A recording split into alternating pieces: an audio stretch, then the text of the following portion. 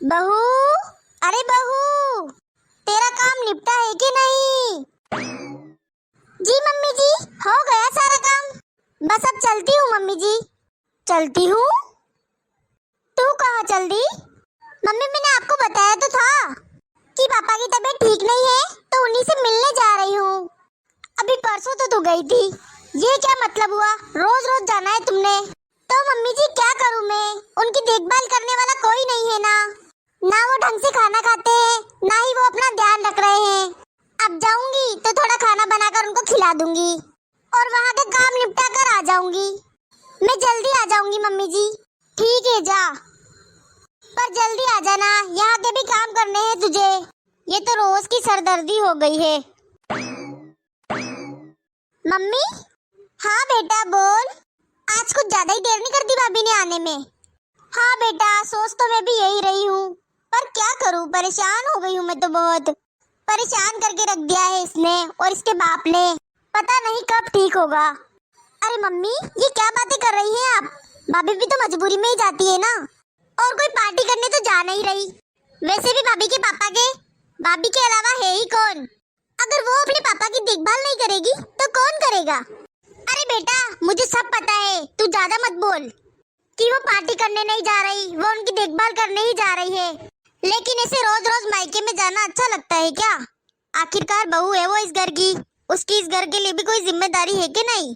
अच्छा मम्मी, आप ये बताइए, वो अपने बीमार पापा को किसके सहारे छोड़े आखिरकार? उनकी मम्मी भी गुजर गई, ना उनके कोई भाई बहन है, इकलौती है वो। अब आगे पीछे कौन संभालेगा उन्हें? वही संभालेगी ना, वही जाएगी ना अपने मायके उनको संभालने के लिए। अब तो ज्यादा तरफदारी मत कर उसकी। प्रणाम मम्मी जी, खुश रहे। अरे आ गई महारानी साहिबा। अरे सारे फर्ज मायके के ही निभाने हैं क्या? तेरा ससुराल है कि नहीं? यहाँ कोई तेरा फर्ज है कि नहीं? तेरी यहाँ की कोई जिम्मेदारी नहीं है, सारी जिम्मेदारी मायके के ही गुजारनी है। अरे मम्मी, आप तो आते ही शुरू हो गई। मम्मी जी, मुझे वहाँ जाने का कोई शौक नहीं है, वहाँ बस मजबूरी में जाना पड़ता है मम्मी जी। अब मैं उनका ख्याल नहीं रखूंगी तो कौन करेगा उनका ख्याल? आखिर मेरे सिवा उनका है ही कौन? मम्मी जी, मैंने आपसे कहा भी था कि मैं उनको यहाँ पर लेकर आ जाती हूँ, लेकिन आपने मना कर दिया मम्मी जी। मम्मी जी, पापा माँ के जाने के बाद बहुत अकेले हो गए हैं और बहुत कमजोर हो गए हैं। अरे बस बस, तू अपने दुखड़े मत सुना मुझे। जा जा किचन में काम कर, शाम का खाना भी बनाना है, अभी बहुत सारे काम पड़े हैं। जी ठीक है मम्मी जी। बस इसके बाप से ही मतलब है इसको, तो हम तो कुछ लगते ही नहीं है इसके। जब देखो तब मुंह उठाकर चली जाती है। मम्मी, ये क्या तरीका है भाभी से बात करने का? एक तो उनके पापा की तबीयत खराब है, वो इतनी परेशान है, और आप उन्हें इतनी बातें सुना रही हो। हर वक्त बस ताने मारती रहती हो, जीने ही नहीं दे रही हो उन्हें आप। अरे वो सारे काम कर तो रही है, यहाँ का वहाँ का मैनेज कर तो रही है, आपको तो कोई काम नहीं करना पड़ता ना। तो चुप रहा कर, इतनी बड़ी नहीं हो गई जो अपनी माँ को सिखाएगी। मुझे अच्छी तरह से पता है कि मैं क्या कर रही हूँ। मुझे मत सिखा बेटा, तुझसे ज्यादा उम्र देखी है मैंने। आपसे तो बात करना ही बेकार है। हाँ तो जा यहाँ से, मत कर मुझसे बात। मुझे नहीं करनी किसी से बात, जा यहाँ से। ठीक है, जा रही हूँ मैं।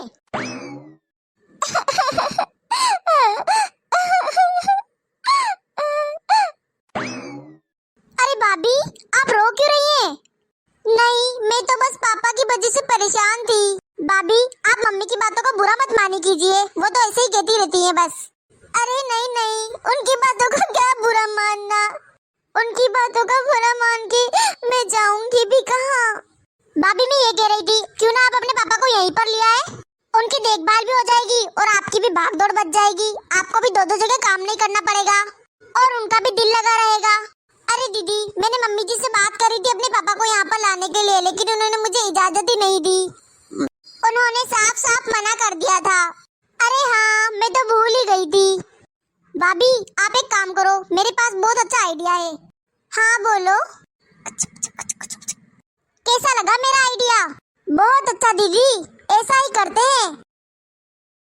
मम्मी जी आप बिल्कुल सही कह रही थी कि ससुराल ही मेरा असली घर है। मुझे अपने घर के बारे में सोचना चाहिए, मायके के बारे में नहीं। मुझे ऐसे बार बार अपने मायके नहीं जाना चाहिए। मैंने अपने चाचा के बेटे को बोल दिया है, आज से पापा की देखभाल वही करेगा और उनके पास ही रहेगा। अरे अरे बेटा मैं तो तेरे भले के लिए ही कहती हूँ। चल देर से ही सही, पर तुझे समझ तो आया। चलो अकल तो आई इसे। अरे मम्मी आप तो बहुत खुश लग रही हो, क्या बात है मुझे तो बताए। अरे बेटा आज अकल आ गई तेरी भाभी को। मतलब मम्मी मैं समझी नहीं। मतलब बेटा उसे समझ आ गया कि मायका उसका घर नहीं है, ससुराल ही उसका असली घर है। तुम्हें पता है उसने अपने चाचा के बेटे को उसके पापा के घर भेज दिया है उनको लाने के लिए। अब वही उनकी देखभाल करेगा और उन्हीं के साथ रहेगा।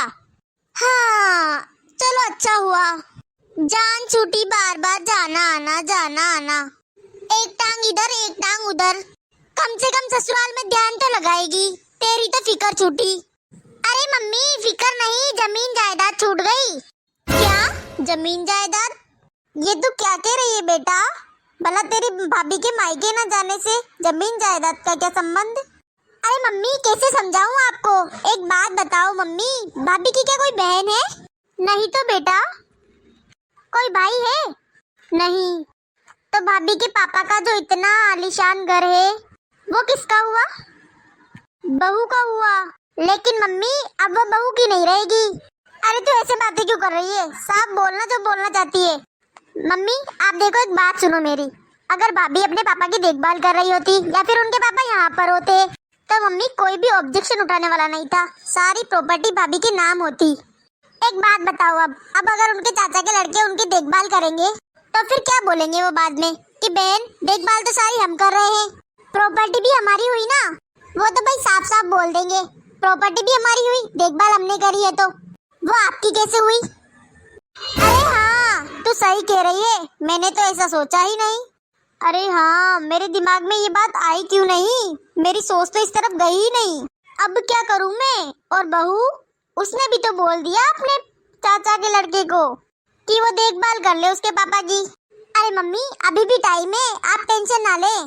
आप भाभी को बोले आप उनसे थोड़ा प्यार से बात करिएगा, वो तो इतने में ही खुश हो जाती है। आप उनसे बोलिएगा कि वो अपने पापा को यहाँ लेकर आ जाए, यहीं पे ही उनकी देखभाल कर लेगी। इसी तरह वो भाभी यहाँ का भी काम कर लेगी और अपने पापा को भी संभाल लेगी। अरे वाह बेटा तू तो बड़ी समझदार हो गई है, इतनी अकल कहाँ से आई तुझ में? मम्मी ये मत पूछो कहाँ से आई, आ गई बस। मैं जो कह रही हूँ उसके बारे में सोचे। हाँ बेटा अभी तेरी भाभी को बुलाती हूँ, उसके बारे में बात करती हूँ। बहू जी मम्मी जी। बेटा इधर आओ मेरे पास बैठो। सिमी तू साइड में हो, इसको आने दे यहाँ पर। देख बहू तू सोच रही होगी कि मैं बहुत बुरी सास हूँ, लेकिन मैं इतनी भी बुरी नहीं हूँ। बेटा आज मैं सारा दिन सोच रही थी, मुझे बहुत पछतावा हो रहा है कि मैंने एक बीमार बाप को उसकी बेटी से अलग कर दिया। तेरे बाप का तो बुढ़ापा चल रहा है और बुढ़ापे में तो एक सहारे की जरूरत होती है, और उन्हें तो तेरी ही जरूरत है बेटा, औलाद की ही जरूरत होती है। बेचारे वो अकेले अपना देखभाल कैसे करेंगे? बेटा ऐसे टाइम में तो तुम्हें उनके साथ ही रहना चाहिए। ऐसे कर बेटा, तो यहाँ पर बुला ले अपने पापा को और यहीं पर रख के उनकी देखभाल कर ले।